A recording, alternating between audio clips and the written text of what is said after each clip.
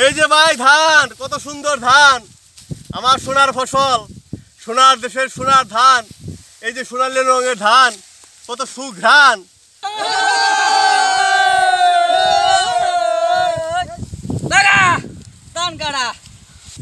আসলে নিজের জমির ধান কাটার মজাই আলাদা। এই যে ধান কাটতেছি, বিশেষ করে যারা প্রবাসে আছেন, আমার বিশ্বাস যে এই ধান কাটা দেখে আপনার মনের মধ্যে আনন্দ থাকবে, মনে চাইবে যে আহা দেশে যাই, গিয়ে ধান কাটি।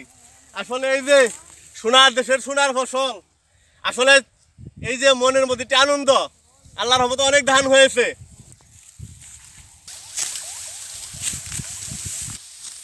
এই যে আমাদের জমিতে 29 ধান, খুব ভালো ফলন হয়েছে ইনশাল্লাহ।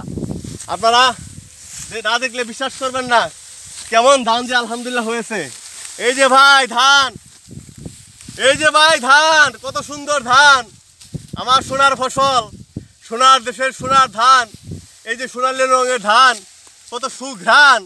এই ধানই কিন্তু আমাদের এই কৃষকেরা হাড় ভাঙা পরিশ্রম করে উৎপাদন করে, আর অনেক পরিশ্রম করে এই সোনার দেশে সোনার ধান কিন্তু তৈরি হয়।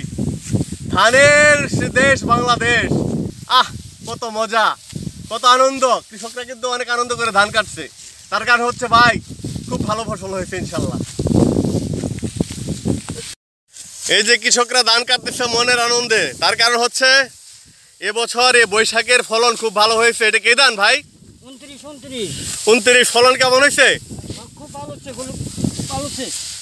এই যে ভালো ফসল হওয়া, এটা যে কতটা আনন্দের, এটা একমাত্র যারা জমি চাষ করেছেন তারাই বুঝতে পারবেন। আমার জমিতে মাশাআল্লাহ অনেক ধান হয়েছে। আসলে এই যে আমার সোনার বাংলা, আমি তোমায় ভালোবাসি, এর কারণ হচ্ছে বাংলার প্রকৃতি, বাংলার মানুষ, বাংলার শস্য। এই যে সুজলা সুফলা, শস্য শ্যামলা, এই বাংলার প্রকৃতি কাছ থেকে না দেখলে কিন্তু আপনি উপলব্ধি করতে পারবেন না। ভাই কেমন লাগতেছে আজকে? ভালো লাগতেছে না? ধান কাটতে খুব ভালো লাগতেছে। ভালো লাগতেছে। ভালো লাগতেছে? ধান কেমন হয়েছে? খুব ভালো ধান হয়েছে। যাক আলহামদুলিল্লাহ।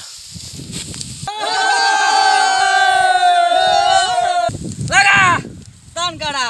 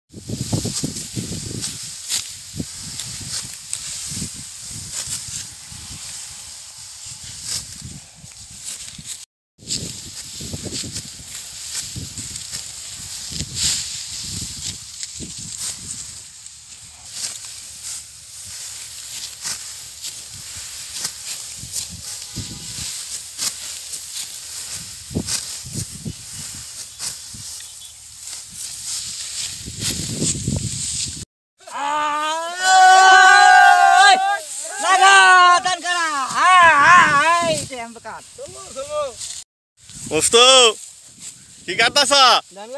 কেমন লাগতেছে? ভালোই। ধান কেমন হয়েছে? ভালো হয়েছে।